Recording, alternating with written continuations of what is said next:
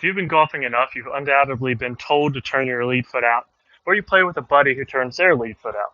And you might wonder why, or if it's helped you, why did it help? So to understand that, we have to understand what kind of motion we need in the golf swing from our hips. So if you watch my hip here, if I turn my foot out this way, I'm externally rotating my hip.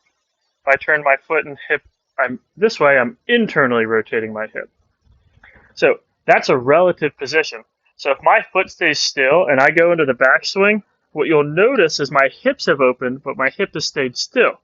This means I've undergone a relative amount of external rotation.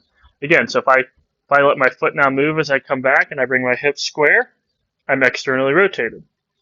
As I come through the in-back position, in the downswing, I'm now internally rotating my hip. Again, now I'm going to let my foot move, but I'm going to bring my hips around. I've now internally rotated. So backswing, external rotation, downswing, internal rotation. So why would you turn your lead foot out?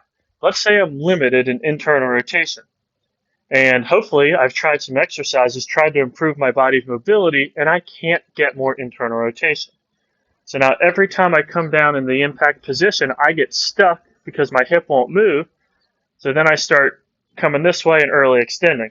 And I want you to see that from the other angle. I'm here for the backswing. I start to internally rotate. I run out of motion on my hip. So now I just have to move somewhere else. I'm rising up, losing my posture, maybe even flipping my hands over and turning some of those draws and duck hooks in.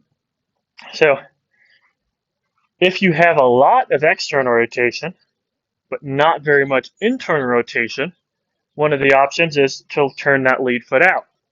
Now as I swing, I'm still adding external rotation, which is why I have to have excessive external rotation for this to work. But as I downswing, I'm not getting into a neutral hip position until my hips have started to clear because I cheated myself into a little bit of internal rotation. Since most golfers, especially men, are the ones limited internal rotation, you'll often see them turn that lead foot out.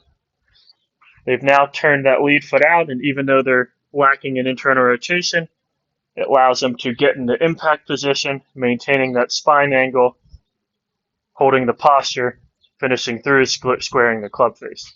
So that's why you see a lot of people have success with turning that lead foot out and adding external rotation at setup. Now the problem is, every once in a while I run into a golfer who turns their lead foot out because someone suggested it to them, but they've got plenty of internal rotation. They're lacking external rotation. Now they've basically created their own swing problems by forcing themselves into positions that their bodies can't get into. So that's why at TPI they always say guess, or don't guess, assess.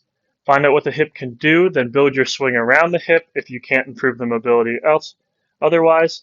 But don't just do things for no reason. That's how you end up in trouble. That's how you play poor golf and how you can end up injured. Hope that helped you learn a little bit about why a lot of golfers turn their lead foot out. If you have any questions, as always, leave them in the comments below, and I'll catch up with you later.